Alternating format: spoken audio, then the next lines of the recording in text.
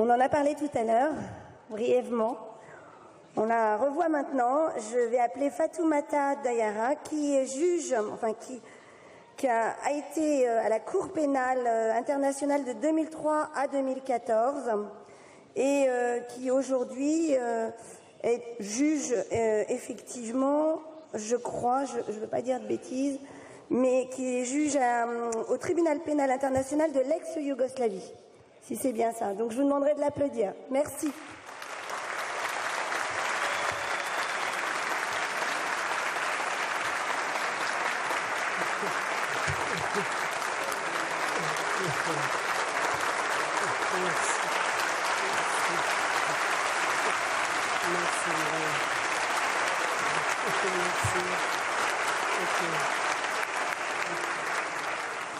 Parce que les crimes, les exécutions multiples et les atrocités perpétrées en Iran, notamment les massacres de 1988, sont considérés dans le préambule du statut de la CPI comme des crimes défiant l'imagination et heurtant profondément la conscience humaine, comme menaçant la paix et la sécurité du monde, donc touchant l'ensemble de la communauté internationale par leur gravité.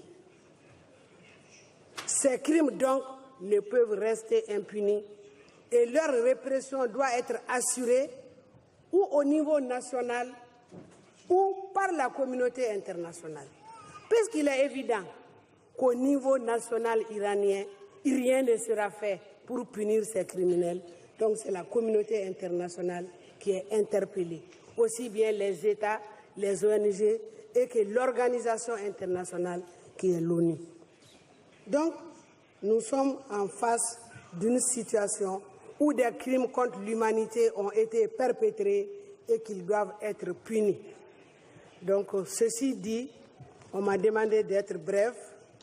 Je vais dire ici, s'agissant des faits avérés, suivis d'aveux de certains auteurs bien connus comme le ministre de la Justice, il s'agit d'un devoir historique à accomplir.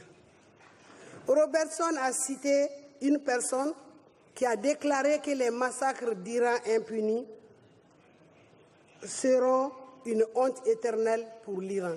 Moi, je dis que c'est une honte éternelle pour l'ensemble de la communauté internationale.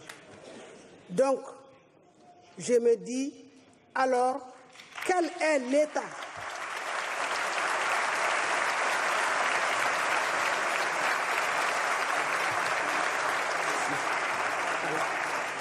Alors, quel est l'État qui, pour être conséquent avec les grands principes de démocratie, de justice et de respect de l'homme dont il se réclame, se chargera de porter cette recommandation devant les Nations Unies, et cela dans les meilleurs délais.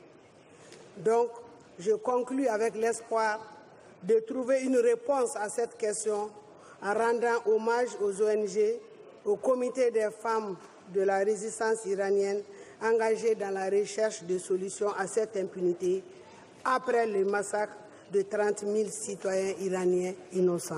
Je vous remercie.